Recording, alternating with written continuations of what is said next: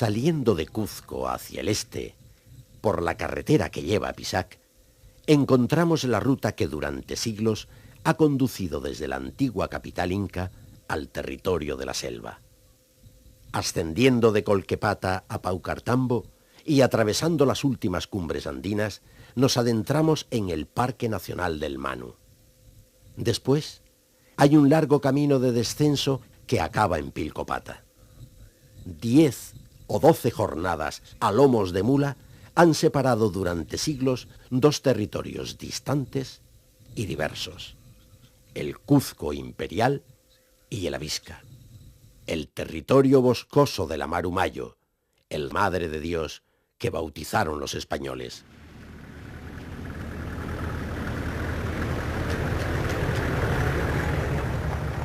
Este viejo camino ha visto pasar cientos de años de historia. Lo mismo conduce hacia la selva cálida y misteriosa que a la puna inhóspita y fría.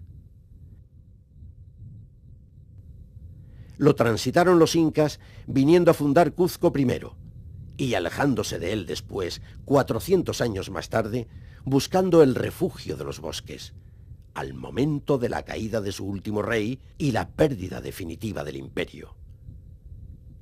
Atalayas de piedra anteriores a los incas lo custodiaban ya, amurallando de guerrero su paso. Tal ha sido siempre la importancia de este camino.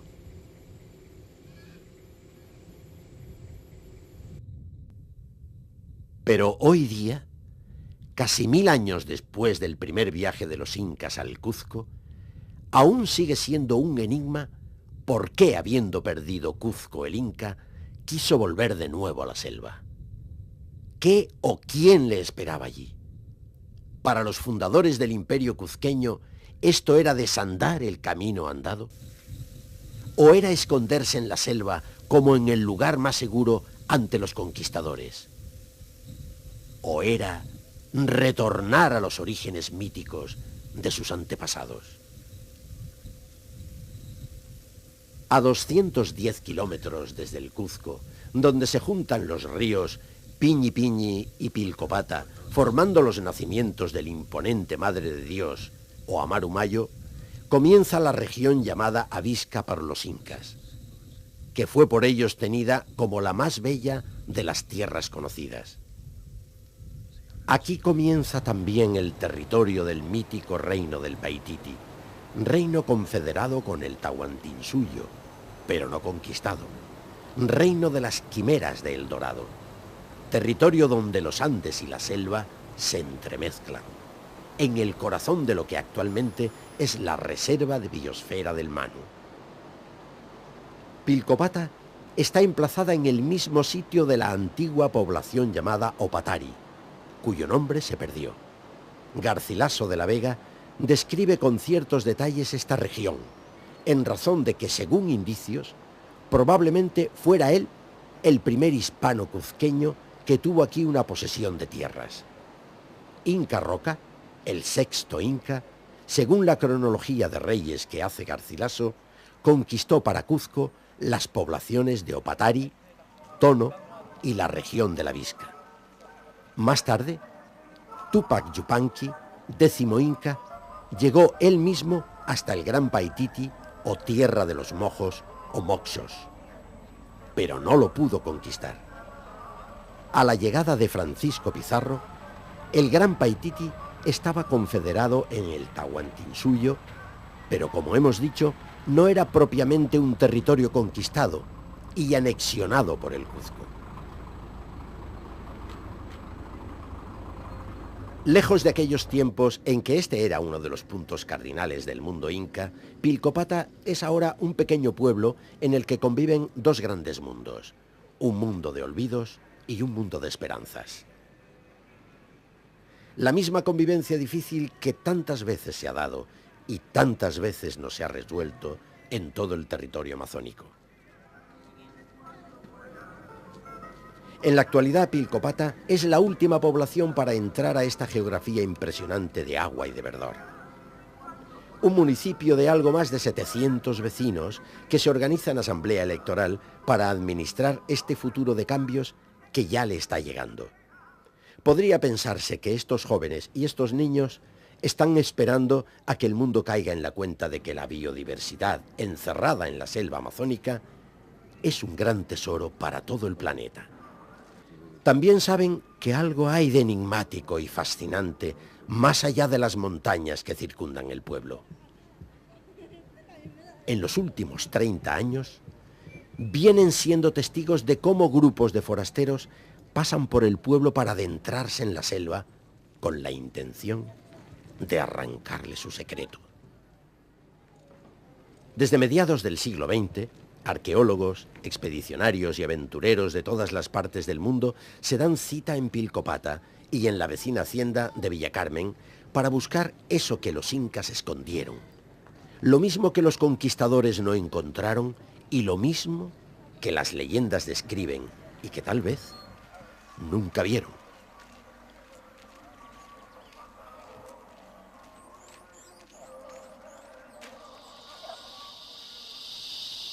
Fue precisamente en Villacarmen donde se tuvo la primera de las referencias vivas sobre los petroglifos del Palatoa, traída por los nativos que siempre han acostumbrado a hacer frecuentes y largas visitas a esta hacienda.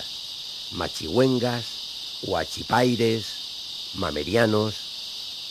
Se recuerda a un viejo huachipaire que vivía aquí el año 1957, haciéndose entender en una mezcla de quechua y castellano. Hablaba de edificios y monumentos muy grandes que había en lo alto del río Palatoa. Algunos de los muchachos que le escucharon por aquel entonces han esparcido sus relatos por remotos países. Poco después, el explorador Al Bello habla en el diario El Comercio de Lima de una gran colección de grabados que ha visto sobre unas rocas en la orilla del río Sinquibenia. Sin duda, son los mismos grabados a los que se refería el huachipaire.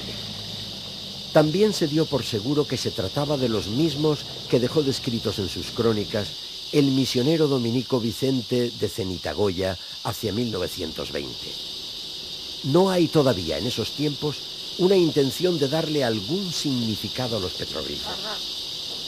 Pero sí es cierto que desde el 57 al 60 queda establecida una estrecha relación entre la existencia de los petroglifos del Palatoa y la más que probable existencia del Paititi peruano o el Paititi.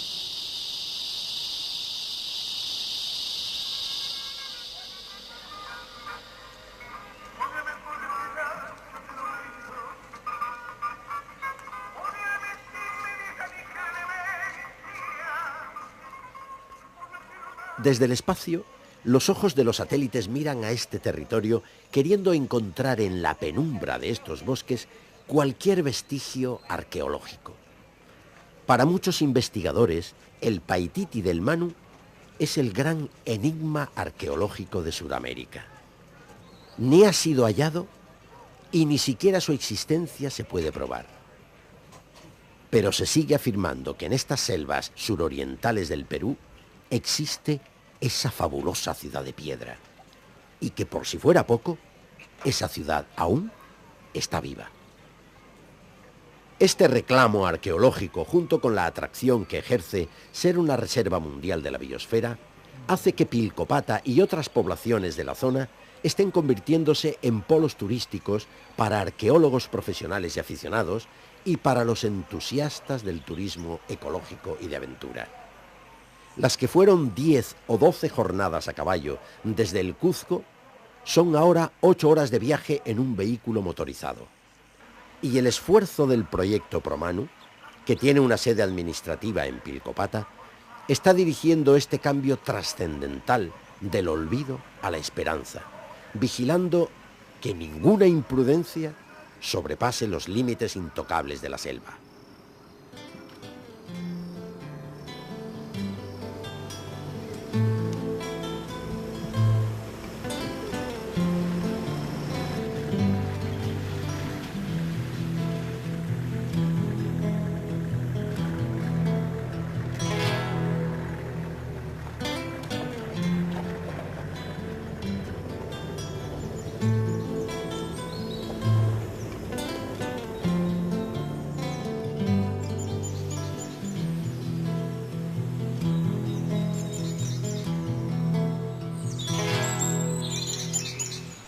Salir de Pilcopata y no regresar a Cuzco significa comenzar a recorrer caminos fluviales.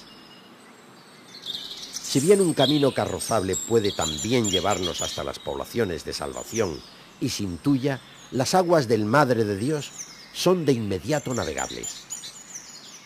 A unos 20 kilómetros de su nacimiento, en la hacienda Villa Carmen, donde se juntan el Pilcopata y el Piñi Piñi, la cuenca del Madre de Dios aparece de pronto con dimensiones impresionantes. Un sistema fluvial cuya médula mide 1500 kilómetros hasta que el histórico Amaru Mayu entrega sus aguas al Beni, del Beni al Madeira y de este al Amazonas.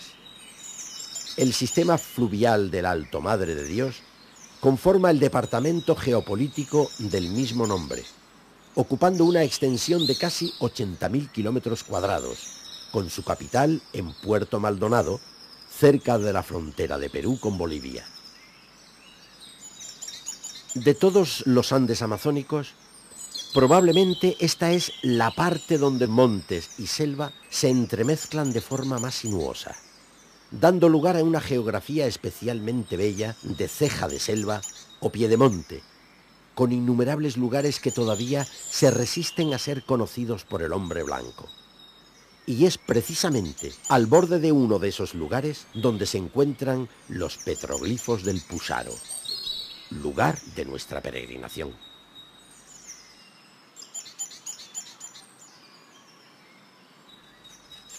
Fascinados por la belleza de la Visca, los incas pretendieron ampliar sus dominios a este territorio que llamaron Antisuyo, donde los horizontes se ven infinitamente más lejos que en los valles interandinos.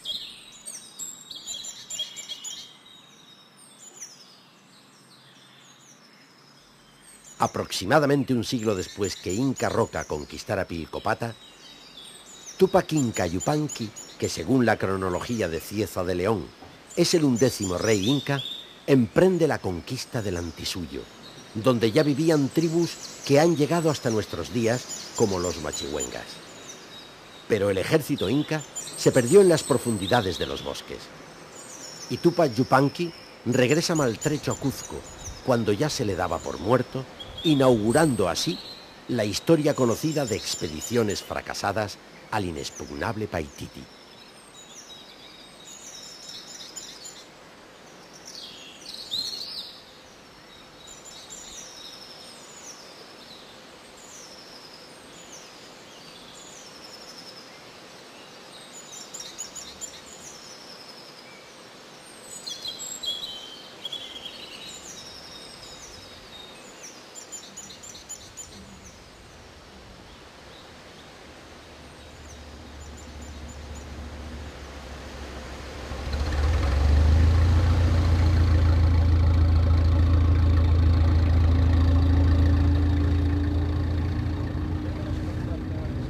Nosotros hemos llegado a Atalaya y nos embarcamos rumbo a Pusaro.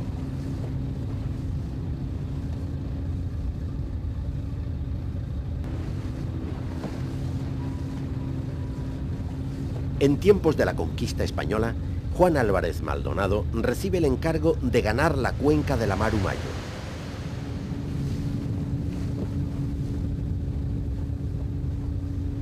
Llega muy cerca de la desembocadura del Imbaburi, unos 200 kilómetros desde la atalaya, que ya es considerable andadura, pero tampoco su conquista es efectiva. Ya en el Perú republicano, otro Maldonado, Faustino, en 1861 recorre entero el Madre de Dios.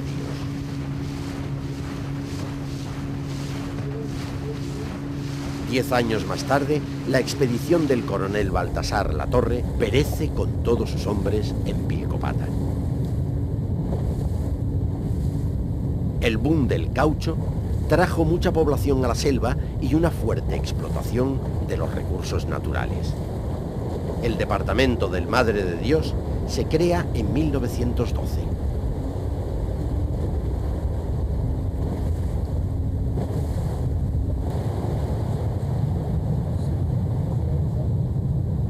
En 1925, el coronel británico Percy Fawcett avanza desde Brasil a la búsqueda del Paititi el dorado peruano.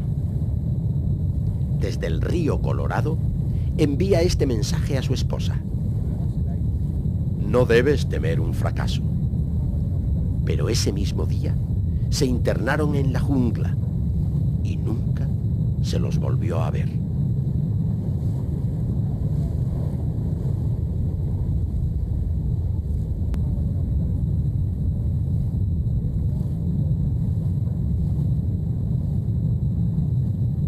En la década de los 60, el Instituto Nacional de Cultura del Perú organiza una expedición desde el río Urubamba. Un año después de la partida, el arqueólogo Núñez de Arco aparecía desfalleciente cerca del Cuzco. Cuando pudo hablar, no recordaba absolutamente nada de lo sucedido.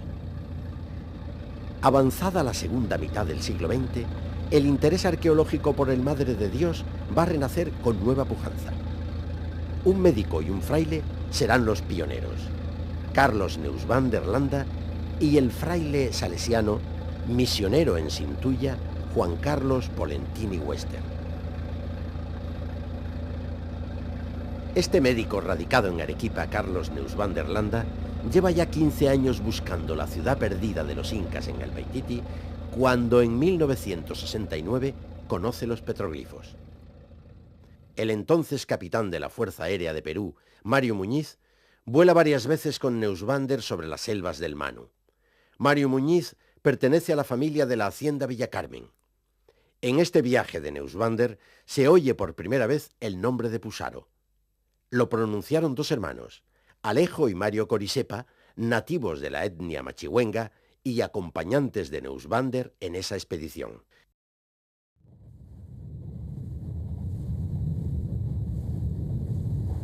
En agosto de 1970, el norteamericano Robert Nichols, editor de la revista Peruvian Times, junto con los franceses Serge Debreu y Gerard Puel, viajan a las montañas del Pusaro, al mismo territorio que está explorando Neusvander.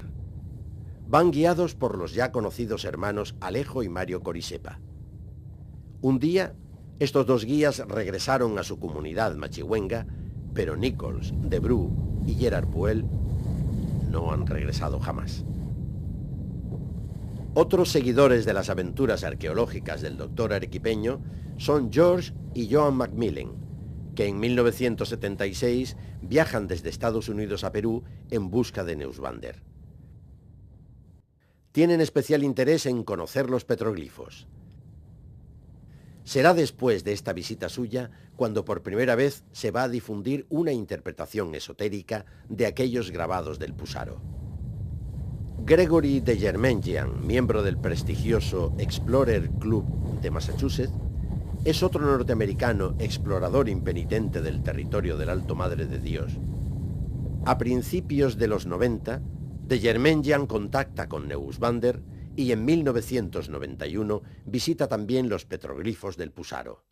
Neusvander y de Germengian, aún con muchas peripecias y sufrimientos, son dos de los escasos ejemplos de exploradores que se han adentrado en este territorio y han logrado salir vivos. En 1997, el noruego Lars Hafskol parte en canoa desde el puerto San Fermín, en Bolivia. Sube por el Madre de Dios y el Colorado, en cuyas aguas fue visto por última vez, según narración de quienes lo acompañaban. La reciente expedición francesa conocida como Operación Pantiacoya 2001 tenía como objetivo explorar las pirámides de Paratoari. Venían estudiando esta zona desde el 98, cuando el satélite Spot 2 difunde nuevas y más detalladas fotografías de aquellas sugerentes formaciones piramidales. El periodista Thierry Jamin ha publicado extensos reportajes de esta expedición que quiso, además, encontrar en los petroglifos de Busaro un mensaje que fuera la clave definitiva para localizar la ciudad perdida de los incas. Por la proximidad de los acontecimientos, el propio Thierry Jamin, en sus artículos de prensa, comienza a hacerse eco de la que va a ser la más famosa expedición de los tiempos modernos al Paititi, a este El Dorado, a la ciudad perdida de los incas en el Alto Madre de Dios.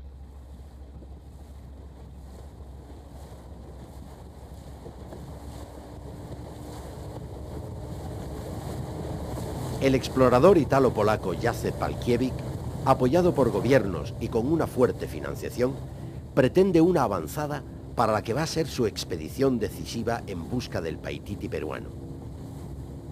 Es octubre de 2001, ya iniciada la estación de lluvias en estas latitudes amazónicas. A Jacek Palkiewicz le da crédito su fama por la escalada en 1996 a lo que fijó como fuentes del Amazonas en la ladera oriental del Apurímac, a una altura de más de 5.000 metros.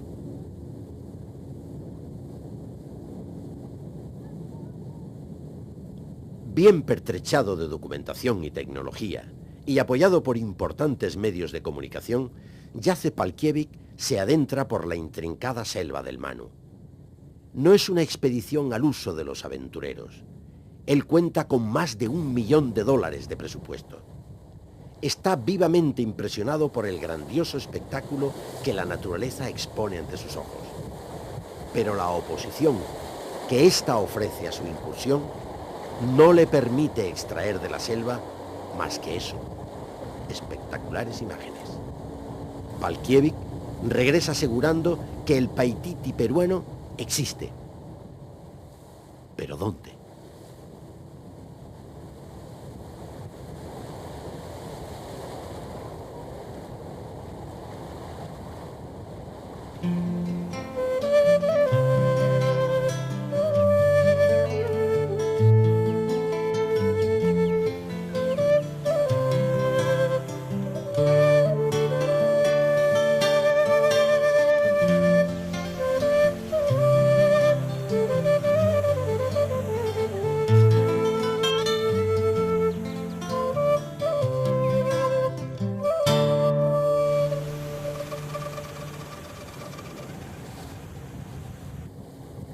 Le sobran a la selva medios naturales para defender su secreto. Navegamos hacia el puesto de vigilancia de Promanu, punto 250, en la margen derecha del Alto Madre de Dios. Es una gran corriente de agua que cuando estrecha su cauce se hace impetuosa. Aquí la situación fluvial se da en dos estaciones bien diferenciadas cada año, época de lluvias y época seca. Estamos en el inicio de la gran cuenca amazónica, en el pie mismo de los Andes. En la época de lluvias, los ríos son torrenciales y con un caudal excesivo para una cómoda navegación, si no es con la pericia que lo hacen los nativos. En la época seca, en cambio, estos mismos ríos pueden tener un caudal tan escaso que hagan imposible navegar por ellos en largos tramos, y de una a otra estación pueden modificar sustancialmente su cauce al punto de hacerlo irreconocible para quien no vive aquí. Para quien se encuentre aquí, la diferencia consiste en ser un poblador natural de la selva o ser un extraño en ella. En la climatología, las variaciones son constantes. y pueden llegar a ser bruscas y muy pronunciadas. La selva impone sus condiciones de vida en cada momento, sin contemplación alguna. Ignorarlo es ignorar la posibilidad de supervivencia. Pero una tal experiencia no se adquiere en un solo viaje. Nuestro acercamiento a una comprensión del Pusaro, y antes aún, nuestra aproximación a un entendimiento con la selva, han venido fraguándose durante años de vida aquí. El equipo de investigación que sustenta este documental está conducido por científicos que llevan 30 años viviendo en la selva. Así se ha hecho posible nuestra comunicación con los nativos y nuestra familiarización con este medio de vida donde hemos pretendido siempre conocer más que descubrir. No es posible profundizar en este conocimiento sin antes haber asimilado buena parte de la cultura de la selva, de la cultura de quienes nacieron y viven en ella. El proyecto ProManu, Unión Europea-República del Perú, no solo ha afianzado los valores de biodiversidad de la reserva del Manu, como riqueza disponible para la humanidad, también ha preservado en todos los sentidos los derechos de los nativos sobre su propia vida, su ámbito amazónico. Y para los ajenos a la selva, ha supuesto una inmersión cultural selvática en toda regla. En 1967, el británico Ian Greenwood recomendó al gobierno peruano que la zona del Manu fuera región natural protegida. Greenwood es el mismo científico que había dirigido la creación del Parque Natural de las Islas Galápagos. El Parque Nacional del Manu fue establecido como tal en mayo de 1973. En 1977, el Parque del Manu, la zona reservada del Manu y áreas adyacentes fueron declaradas por la UNESCO como la Reserva de la Biosfera del Manu y en 1987 como Patrimonio Natural de la Humanidad. Comprende las vertientes de los ríos Manu y Alto Madre de Dios y el territorio entre ambos. Una extensión de 1,5 millones de hectáreas, con una densidad de población de menos de 1 habitante por kilómetro cuadrado, con la salvedad de que existen comunidades de nativos que no han sido censados e incluso ni siquiera contactados todavía. En junio de 1998 se establece un acuerdo de cooperación entre la Unión Europea y la República del Perú para el aprovechamiento y manejo sostenible de esta reserva de biosfera. Este es el proyecto ProManu, que está siendo tutelado por el Instituto Nacional de Recursos Naturales de Perú y la Comisión Europea. En la cuenca del Alto Madre de Dios se han instalado inmigrantes de las regiones andinas, donde practican la agricultura migratoria. Al establecerse aquí, han hecho de la extracción forestal su principal actividad económica. En cuanto a la población nativa, esta se compone de varias comunidades con diferentes características étnicas y lingüísticas. Los principales grupos son los machihuengas, los paco-pacoris, los mascos o los masaco, los amahuacas y los huachipaires. Muchas de estas comunidades han preferido permanecer aisladas de la civilización moderna o mantienen contactos escasos o esporádicos. La población indígena en el parque goza de libertad de movimiento y autonomía. Algunas comunidades han incorporado la lengua española y asisten al sistema estatal de enseñanza. Algunas otras hablan quechua antiguo, sensiblemente diferente, por ejemplo, al de las comunidades campesinas altoandinas del Paucartambo en el sureste del parque.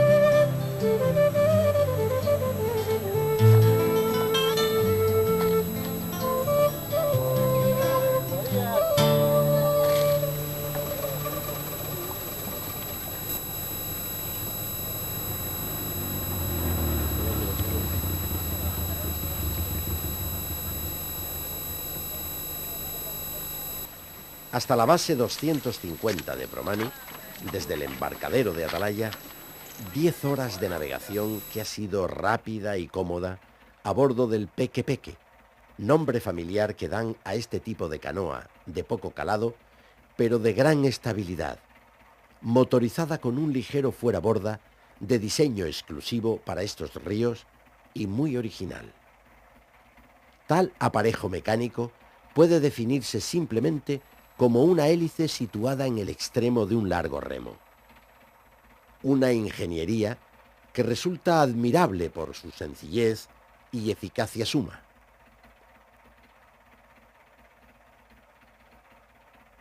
El sonido característico de este pequeño motor de 2 tiempos y su tamaño es lo que le ha dado el nombre a la embarcación Peque Peque.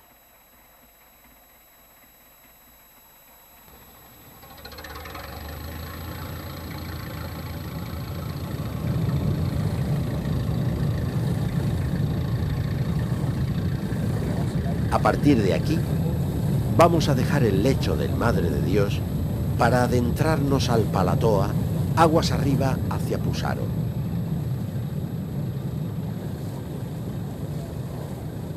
Aunque todavía estamos al final de la época de lluvias, enseguida las aguas del Palatoa nos dejan una profundidad mínima para mantenernos a flote.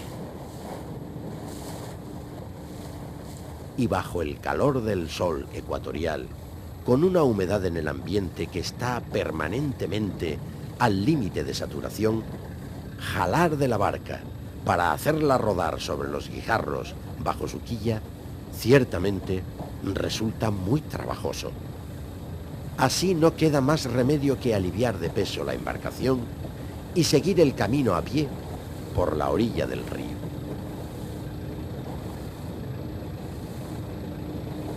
A un día de camino rápido que venimos haciendo desde Atalaya, nos están esperando los nativos de la comunidad machigüenga de Palatoa Teparo.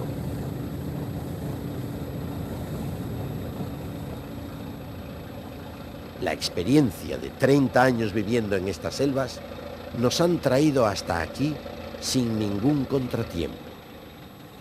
Ya podemos hacer noche, acampando bajo la lluvia, pero durmiendo tranquilos. Mañana estaremos en Pusaro. ¿Qué tal? ¿Lograste grabar algo o no? Como dice Gregory de Yermengian, toda Sudamérica es la tierra bendita de los petroglifos.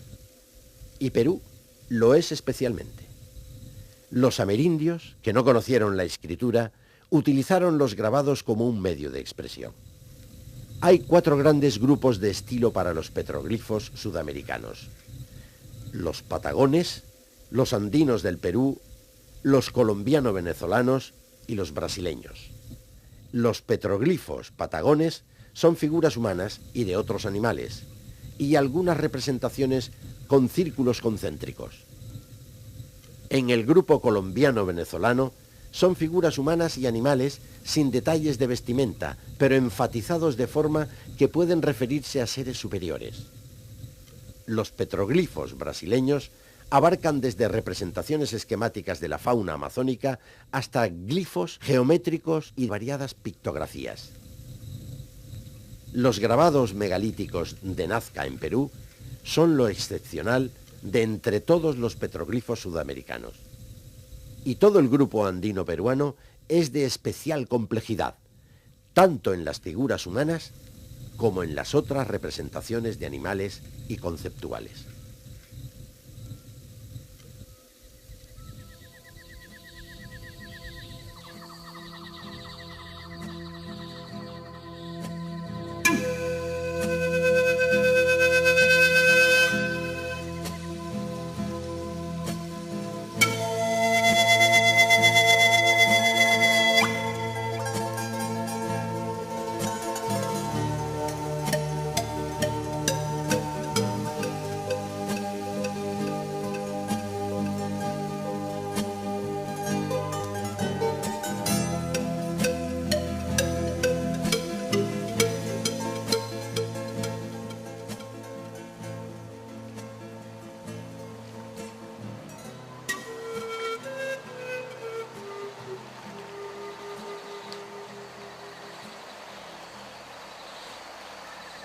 En la confluencia del río Pantiacoya, por la derecha con el Sinquivenia, mirándose en las aguas del recién nacido Palatoa, un farallón rocoso se esconde al abrigo de una cortina de árboles.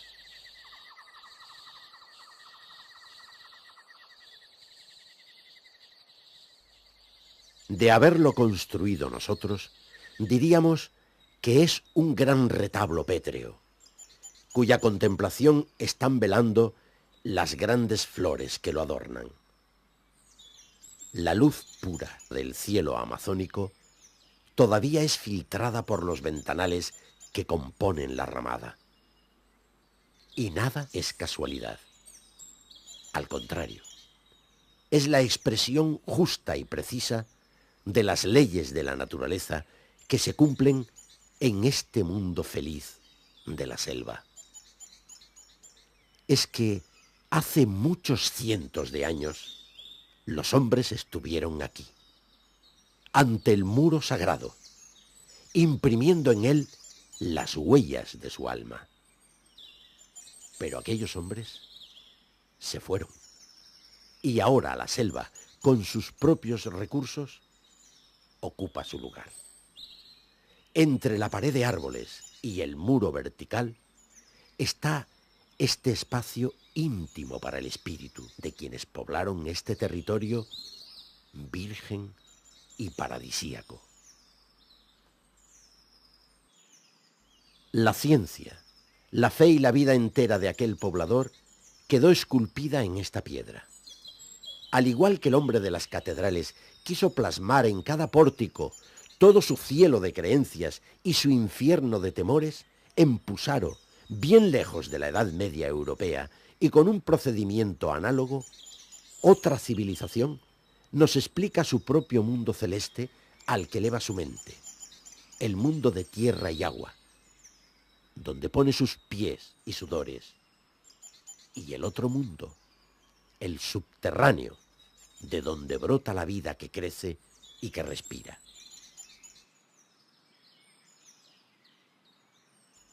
De esos tres niveles que tiene la visión cósmica de este habitante, el nivel superior es la Jagna Pacha. Lo que está sobre la tierra o fuera de la tierra, el nivel del cielo. En él están el sol, la luna y las estrellas. El sol es más que un foco de luz, es la fuente que irradia energía en el espacio infinito del Chin, el silencio, y es por tanto una energía infinita. Por debajo del sol está el cóndor, dios de la Puchín, donde vuela contemplando lo que acontece en los niveles inferiores. El nivel medio es la Kai Pacha, es el espacio donde vivimos, es el nivel de la tierra. Hay tantas cosas en él que también es infinito. En este nivel estamos los seres humanos, junto con todas las cosas que creamos y que nos rodean. Aquí están nuestros campos de cultivo, que son, según la cultura de la selva, la síntesis de la transformación por nosotros llevada a cabo en la tierra. También nos acompañan el jaguar y los demás animales, que no solo pueblan este mundo, sino que tienen su quehacer y lo comparten con nosotros. El espacio bajo la tierra que pisa el hombre no es un mundo de destierro o de castigo, sino de vida. No es el lecho de la muerte, sino donde la vida tiene sus raíces. Este nivel inferior es la Uja Pacha. En él reina la gran Amaru, la serpiente, que también trae energía al nivel superior desde el interior de la tierra, creando los ríos, fuente primordial de la vida en la selva. Tierra infinita, con incontables seres que la habitan. Agua infinita, cuyo constante fluir contempla el hombre. Agua que arrastra la vida y la hace renacer. Infinita el agua en la lluvia, procedente de un cielo sin límites, donde hay también una fuente de energía que se ve inagotable. El más sabio de entre los pobladores de esta selva tiene esa comprensión de su mundo. Y así se ve en él. sabiéndose poseedor de inteligencia y energía, capaz de concebir y expresar ideas trascendentes sobre sí mismo, sobre las cosas y sobre los fenómenos en que se ve inmerso. Este es el autor de los petroglifos, un autor capaz también de abstraer y concretar ideas y conceptos. El gran maestro del pórtico del Pusaro. 14 metros es la anchura de pared que ocupan los petroglifos. En el nivel más bajo está grabada la gran serpiente, pegada al suelo mismo, enmascarada en el color de la selva. Con el paso de los siglos, su escultura, en vez de perder fuerza expresiva, tiene el aspecto de haberse hecho un fósil sagrado. Sobre la serpiente verde se extiende la caipacha, ese espacio donde habitan desde los seres más grandes, como la boa, hasta los más pequeños y diminutos, en una infinidad de formas de vida. Y es por ello que la caipacha es inconmensurable. Hacia la izquierda llama la atención un rostro humano, enmarcado en dos curvas y con una cruz sobre él. Por la curva en el trazo de la boca, esta cara tiene expresión peculiar, y por quienes han visto los petroglifos, viene siendo conocida esta figura como la carita de Pusaro. Dirigimos la vista hacia el centro del lienzo, y vemos que el punto central, muy cerca del suelo, lo forman un grupo de grabados más complejos. Otra cara humana, rodeada de dos líneas paralelas y otras dos que se abren sobre la frente. El rostro está además coronado por una cruz gamada.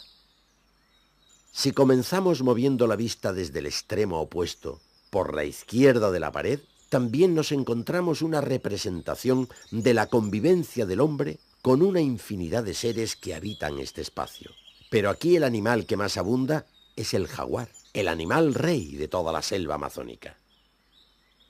Continuando el movimiento panorámico hacia la derecha, hacia el centro otra vez, hay una composición de grabados en la que también está el jaguar, pero ahora impuesto sobre una cruz en forma de aspa, en la que vemos líneas espirales con terminación hacia arriba unas y hacia abajo las otras. La composición destacada más adelante es otra expresión conceptual, no solo una figura antropomorfa o zoomorfa, sino algo más. Está formada por un doble trapecio con dos caras dentro, reducidas a ojos y boca, opuestas en el plano vertical y simétricas entre sí, y con otro rostro humano al lado, también rodeado de líneas curvas como halo de la figura principal. Este movimiento panorámico, si en vez de hacerlo horizontal, lo hacemos en diagonal, partiendo otra vez desde el centro hacia la izquierda, en una inclinación de unos 45 grados sobre el suelo, vemos que el final de los grabados es precisamente esa simplificación jeroglífica del cóndor, figura que está situada, como ya se dijo antes, en el nivel muy superior al gran conjunto de los grabados que comienzan en el suelo. Pero cuando hemos realizado este último movimiento con la vista sobre los grabados, ha ocurrido algo que para nosotros era absolutamente inesperado.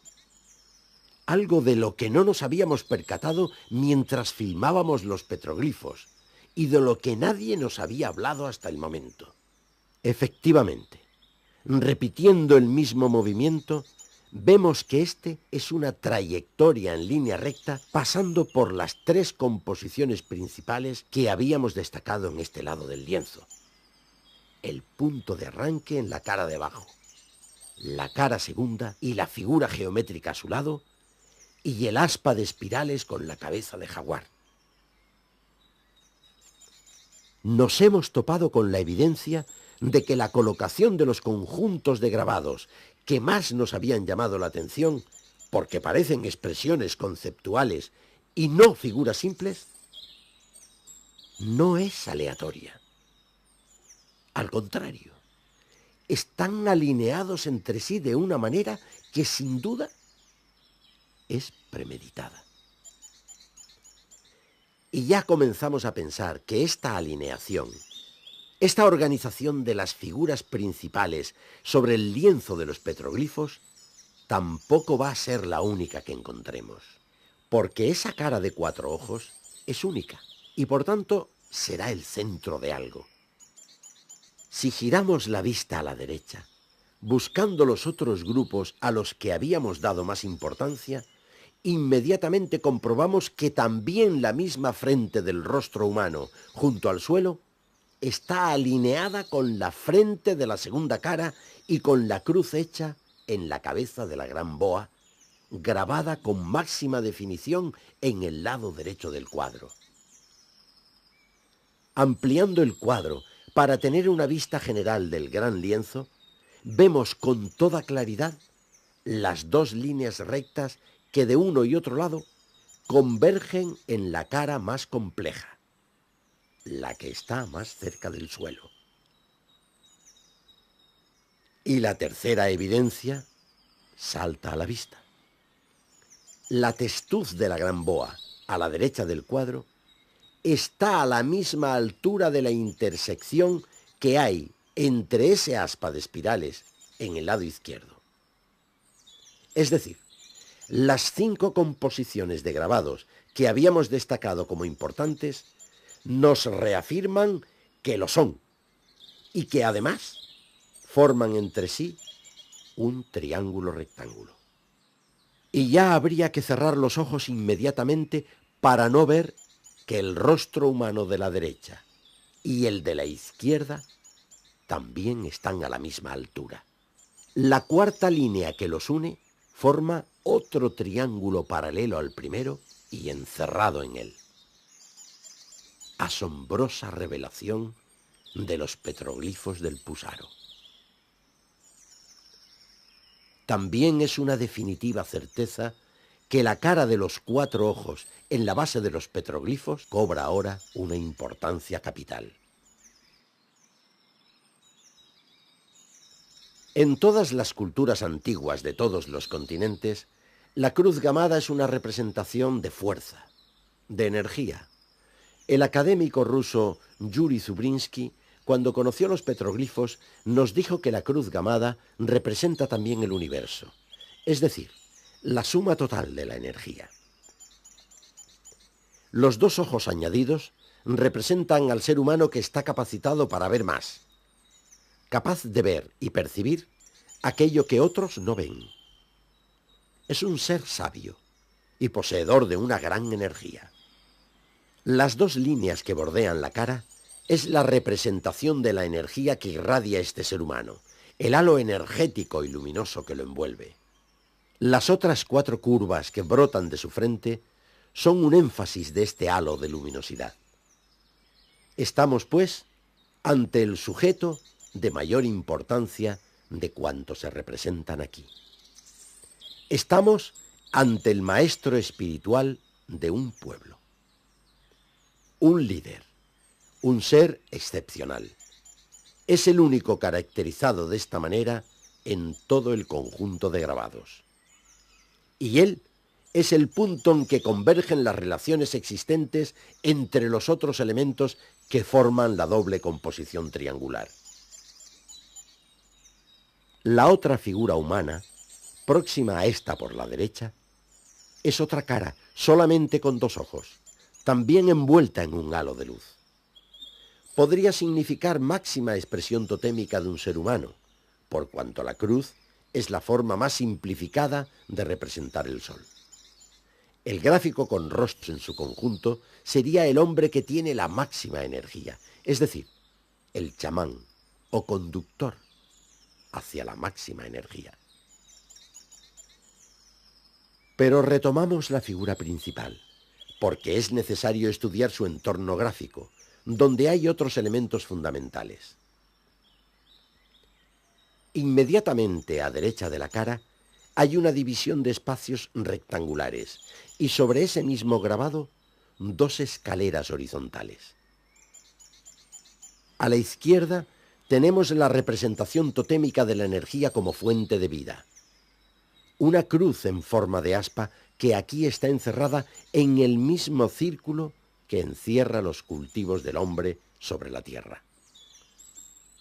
El conjunto de rectángulos representa el templo o apachaita, donde se realiza la ceremonia de la toma de ayahuasca y donde habita el chamán. En cuanto a la escalera, dentro de la concepción de estos chamanes, representa el instrumento para pasar de un nivel vital a otro.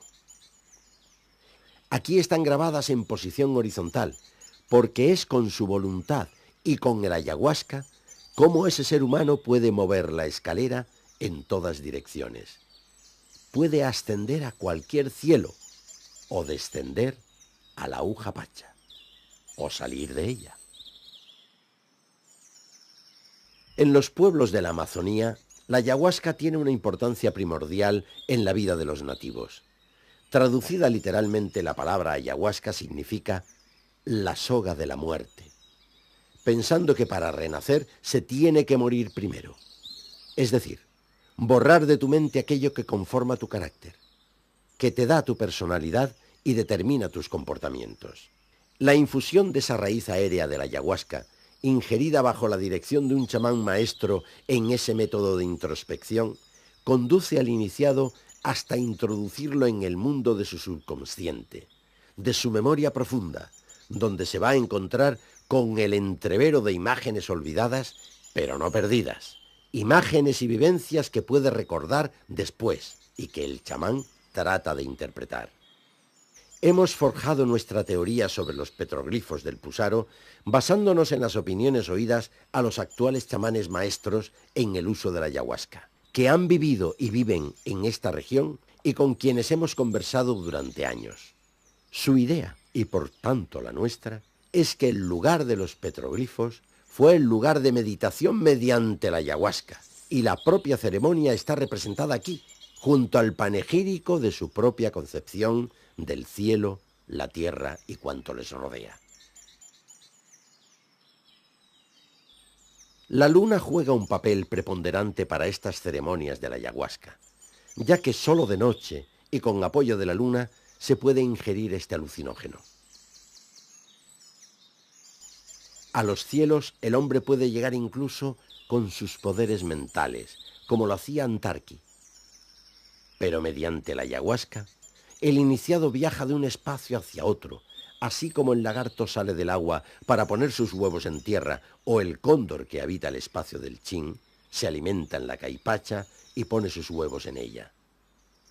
Vuela en el cielo del Chin o del silencio, y hacia allí transporta a los vivos cuando mueren en la tierra. Este espacio celeste está poblado por innumerables seres y tiene dimensión de infinito.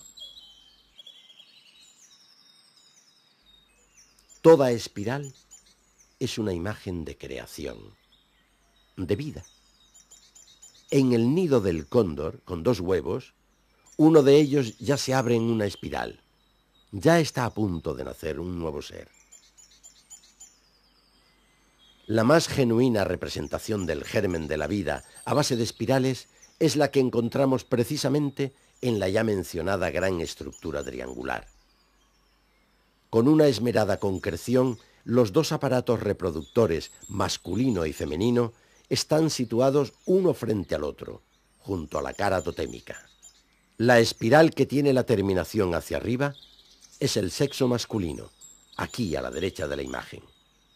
La espiral con la terminación hacia abajo es el aparato reproductor femenino. Encontrar los 2 símbolos representados juntos es la ideografía de la procreación de todo el género humano, y del cóndor, cuyas alas vemos en medio, y de las otras formas de vida que están arriba y abajo de las alas de ese cóndor. La síntesis ideográfica de la caipacha es el gran círculo situado a derecha del cuadro. Encierra no solo las innumerables formas de vida, sino también los cultivos que el hombre realiza sobre la tierra. El vértice derecho del triángulo es la serpiente, que tiene una cruz en la cabeza, es decir, representación también totémica de la serpiente. El Amaru-Mayo, hoy llamado Río Madre de Dios, es una divinidad en la antigua creencia de los nativos. La gran Amaru, la gran serpiente, que tiene sus mandíbulas en la unión del piñi piñi y del pilcopata que le dan origen, tiene su cabeza donde está el cerebro, aquí, en Pusaro. Y los ojos de esta serpiente son las dos lagunas donde nace el río Negro, también afluente del Amaru-Mayo. Son las divinidades poderosas quienes hacen que estos espacios estén poblados por innumerables seres vivos. Y el artista grabador se dedicó con ahínco a trasladar a la pared del Pusaro la gran familia de todas las especies con quien él comparte la vida. El lado izquierdo del triángulo tiene en su punto medio un grabado que fue para nosotros el talismán que nos obsesionó con el paititi peruano y con el Pusaro. Esa figura estaba en el medallón que aquel día de 1993, al final de la procesión del Cristo de los Milagros, un desconocido le entregó en una calle de Lima al ingeniero Fernando Ortega San Martín. En ninguna de las tiendas de artesanía de la ciudad pudo encontrar un ejemplar parecido. El medallón lo acompañó al que fuera su primer viaje a la selva del Alto Madre de Dios y se convirtió en el amuleto que lo llevó a escribir su novela sobre Paiquiquín. Ese amuleto y Fernando nos acompañan ya durante 10 años en todos nuestros viajes a estas selvas encantadas. La figura se compone de 2 trapecios enfrentados por el lado más corto, y en cada uno de ellos, simbólicamente, aparece la faz del hombre. Es una forma más de cuantas en el mundo representan el bien y el mal, el positivo y el negativo en un solo ser. La figura humana a su lado implica que el hombre tiene también ese carácter dual y que está sometido también a las 2 fuerzas opuestas. En el vértice opuesto al de la serpiente tenemos otra representación totémica de un animal muy importante en toda la Amazonía, el jaguar. Pero aquí, como en todo este retablo de petroglifos, no está aislado, sino engarzado en el esquema de la procreación. A uno y otro lado del aspa están los símbolos procreadores masculino y femenino, que al unirse han generado un nuevo ser. Al jaguar adulto, en la parte superior, sucede el cachorro del jaguar bajo la cabeza del adulto. El jaguar es el animal al que se le rinde un gran respeto y es considerado como tal también en la cultura inca de los fundadores del Cuzco. La representación totémica del jaguar se caracteriza por ese grupo de líneas que le salen en penacho desde la cabeza. El jaguar es, junto con la serpiente, uno de los 2 animales que pasan a formar parte de la religión oficial impuesta en el imperio inca cuzqueño. Aquí en Pusaro, el jaguar, los demás seres vivos y el hombre forman parte del mismo mundo y conviven en él, interrelacionados. Esta es la expresión conceptual de la vida amazónica. Una densa trama de relaciones entre todos los seres que la pueblan y los fenómenos que en ella se dan. El maestro de Pusaro demuestra un permanente interés por expresar la capacidad que el humano tiene para adquirir la sabiduría de entre todo lo que le rodea. Así, en cada grupo de seres ha colocado un humano dotado de extrapercepción, con rayos que destellan su inteligencia o con aureola que lo circunda. En último lugar, nos referimos a una de las actividades del propio ser humano, una actividad a la que el maestro de Pusaro también rinde su tributo espiritual y cultural, la actividad del hombre directamente sobre la tierra, los cultivos, la agricultura. Es la expresión del círculo que encierra esas plantaciones, esas semillas de maíz, de papa, esos surcos labrados en la tierra. Es la bendita chacra, que durante siglos le ha servido al humilde campesino de los Andes para matar el hambre. Pero también es la agricultura portentosa, tan feraz y tan abundante que le sirvió al imperio inca para alimentar su poderoso ejército, para mantener su millonaria población.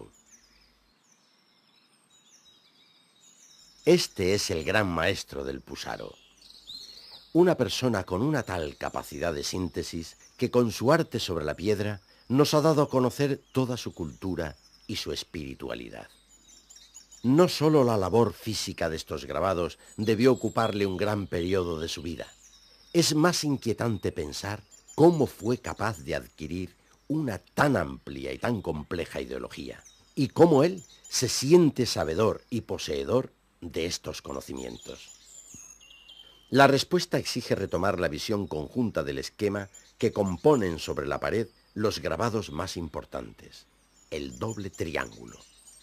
Pero el bosquecillo de árboles delante de los petroglifos impidió alejarnos más con la cámara para que la parte central de ese lienzo de grabados entrara en un solo cuadro. De no haber sido por eso, la figura triangular tendría ahora una forma más regular.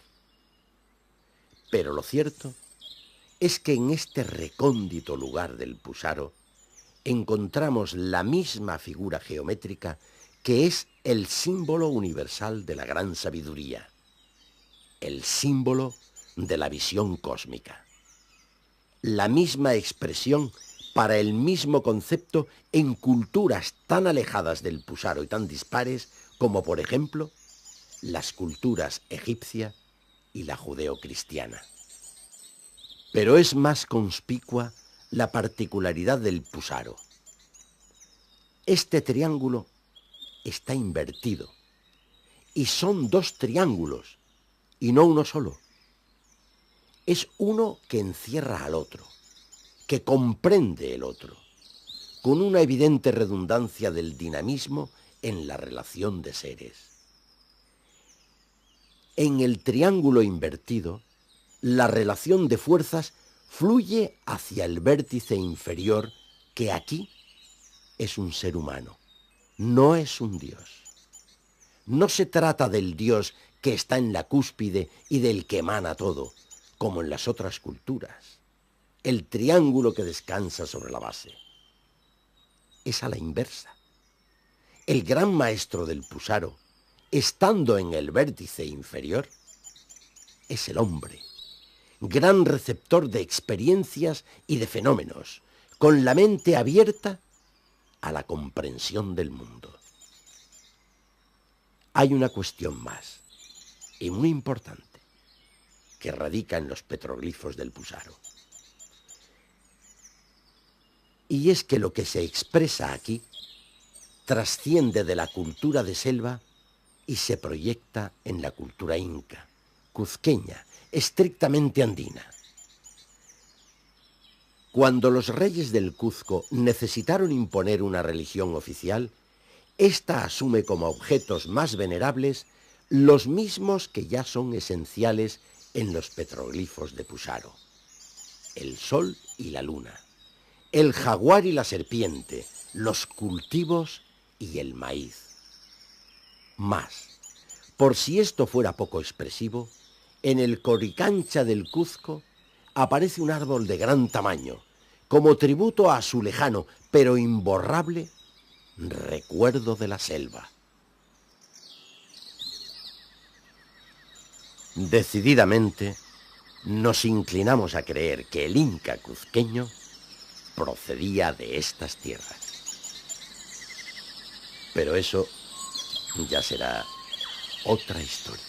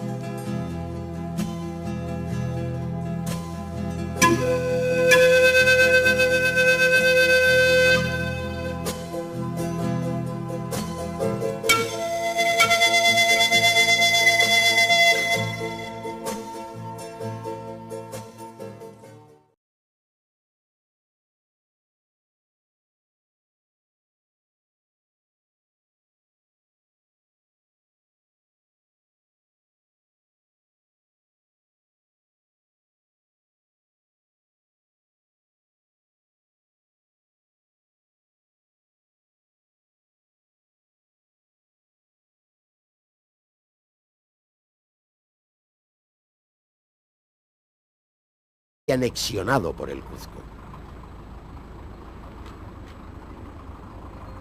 Lejos de aquellos tiempos en que este era uno de los puntos cardinales del mundo inca, Pilcopata es ahora un pequeño pueblo en el que conviven dos grandes mundos, un mundo de olvidos y un mundo de esperanzas. La misma convivencia difícil que tantas veces se ha dado y tantas veces no se ha resuelto en todo el territorio amazónico. En la actualidad, Pilcopata es la última población para entrar a esta geografía impresionante de agua y de verdor. Un municipio de algo más de 700 vecinos que se organiza en asamblea electoral para administrar este futuro de cambios que ya le está llegando. Podría pensarse que estos jóvenes y estos niños están esperando a que el mundo caiga en la cuenta de que la biodiversidad encerrada en la selva amazónica es un gran tesoro para todo el planeta. También saben que algo hay de enigmático y fascinante más allá de las montañas que circundan el pueblo. En los últimos 30 años, vienen siendo testigos de cómo grupos de forasteros pasan por el pueblo para adentrarse en la selva con la intención de arrancarle su secreto. Desde mediados del siglo XX, arqueólogos, expedicionarios y aventureros de todas las partes del mundo se dan cita en Pilcopata y en la vecina hacienda de Villacarmen para buscar eso que los incas escondieron, lo mismo que los conquistadores no encontraron y lo mismo que las leyendas describen y que tal vez nunca vieron.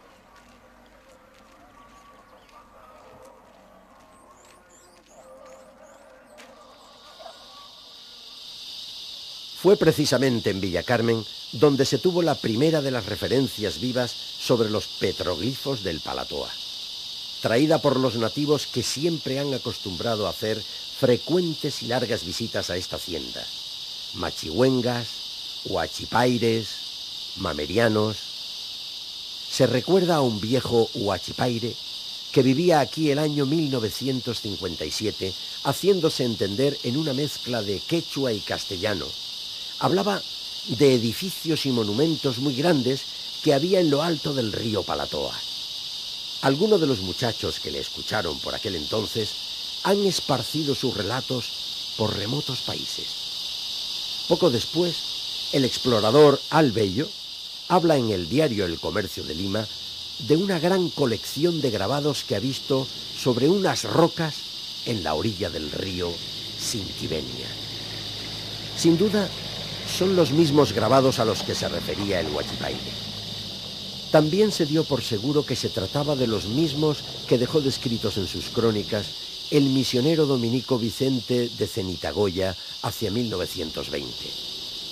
No hay todavía en esos tiempos una intención de darle algún significado a los petroglifos.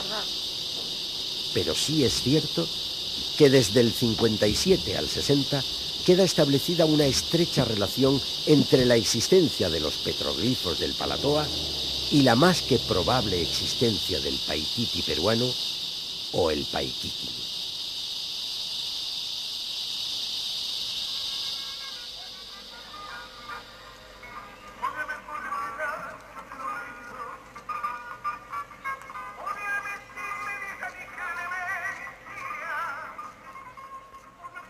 Desde el espacio, los ojos de los satélites miran a este territorio queriendo encontrar en la penumbra de estos bosques cualquier vestigio arqueológico. Para muchos investigadores, el Paititi del Manu es el gran enigma arqueológico de Sudamérica. Ni ha sido hallado y ni siquiera su existencia se puede probar. Pero se sigue afirmando que en estas selvas surorientales del Perú existe esa fabulosa ciudad de piedra, y que por si fuera poco, esa ciudad aún está viva. Este reclamo arqueológico, junto con la atracción que ejerce ser una reserva mundial de la biosfera, hace que Pilcopata y otras poblaciones de la zona estén convirtiéndose en polos turísticos para arqueólogos profesionales y aficionados y para los entusiastas del turismo ecológico y de aventura. Las que fueron 10 o 12 jornadas a caballo desde el Cuzco son ahora 8 horas de viaje en un vehículo motorizado. Y el esfuerzo del proyecto Promanu, que tiene una sede administrativa en Pilcopata, está dirigiendo este cambio trascendental del olvido a la esperanza, vigilando que ninguna imprudencia sobrepase los límites intocables de la selva.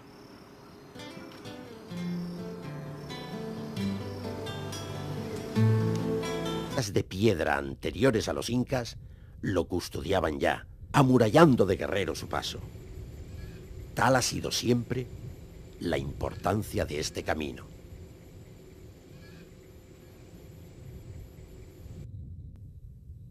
Pero hoy día, casi 1000 años después del primer viaje de los incas al Cuzco, aún sigue siendo un enigma por qué, habiendo perdido Cuzco el inca, quiso volver de nuevo a la selva. ¿Qué o quién le esperaba allí? Para los fundadores del imperio cuzqueño, ¿esto era desandar el camino andado? ¿O era esconderse en la selva como en el lugar más seguro ante los conquistadores? ¿O era retornar a los orígenes míticos de sus antepasados? A 210 kilómetros desde el Cuzco, donde se juntan los ríos Piñi Piñi y Pilcopata, formando los nacimientos del imponente Madre de Dios, o Amarumayo, comienza la región llamada Avisca por los incas, que fue por ellos tenida como la más bella de las tierras conocidas. Aquí comienza también el territorio del mítico reino del Paititi, reino confederado con el Tahuantinsuyo, pero no conquistado, reino de las quimeras de El Dorado, territorio donde los Andes y la selva se entremezclan, en el corazón de lo que actualmente es la reserva de biosfera del Manu. Pilcopata está emplazada en el mismo sitio de la antigua población llamada Opatari, cuyo nombre se perdió.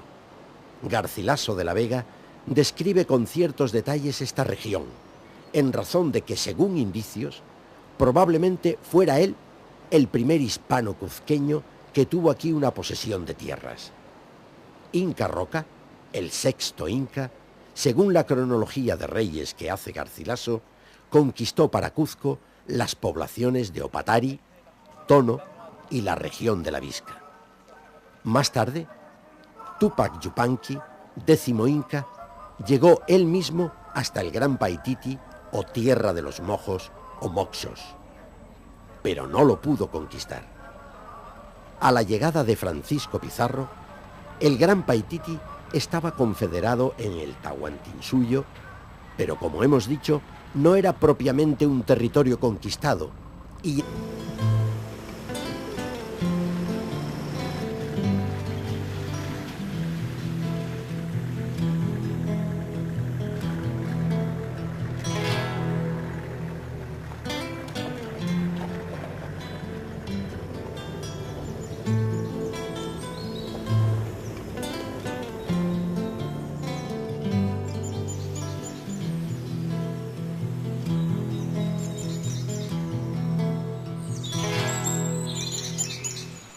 Salir de Pilcopata y no regresar a Cuzco significa comenzar a recorrer caminos fluviales.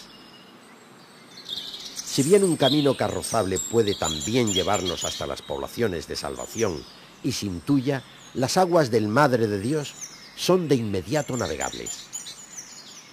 A unos 20 kilómetros de su nacimiento, en la hacienda Villa Carmen, donde se juntan el Pilcopata y el Piñi Piñi, la cuenca del Madre de Dios aparece de pronto con dimensiones impresionantes.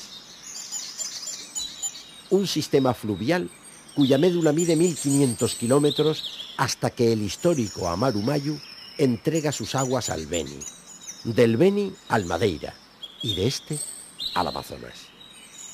El sistema fluvial del Alto Madre de Dios conforma el departamento geopolítico del mismo nombre, ocupando una extensión de casi 80.000 kilómetros cuadrados, con su capital en Puerto Maldonado, cerca de la frontera de Perú con Bolivia. De todos los Andes amazónicos, probablemente esta es la parte donde montes y selva se entremezclan de forma más sinuosa, dando lugar a una geografía especialmente bella de ceja de selva o piedemonte, con innumerables lugares que todavía se resisten a ser conocidos por el hombre blanco. Y es precisamente al borde de uno de esos lugares donde se encuentran los petroglifos del Pusaro, lugar de nuestra peregrinación.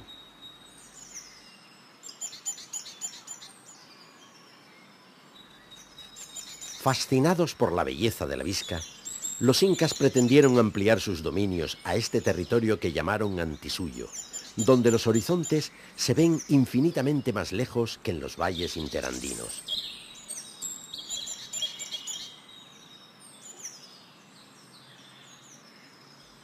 Aproximadamente un siglo después que Inca Roca conquistara Pilcopata,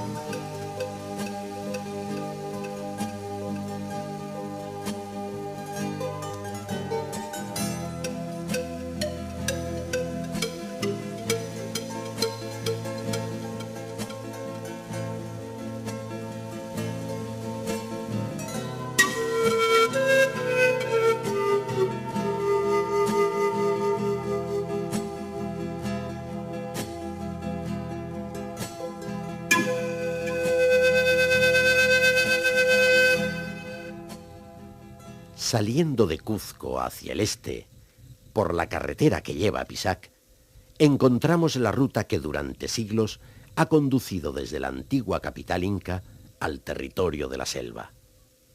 Ascendiendo de Colquepata a Paucartambo y atravesando las últimas cumbres andinas, nos adentramos en el Parque Nacional del Manu.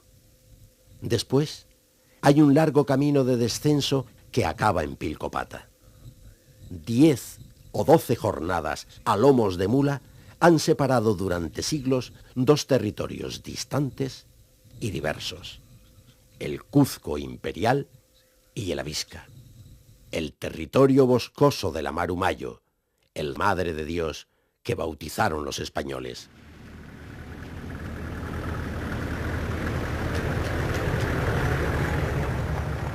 Este viejo camino ha visto pasar cientos de años de historia. Lo mismo conduce hacia la selva cálida y misteriosa que a la puna inhóspita y fría. Lo transitaron los incas viniendo a fundar Cuzco primero y alejándose de él después, 400 años más tarde, buscando el refugio de los bosques, al momento de la caída de su último rey y la pérdida definitiva del imperio. Atalaya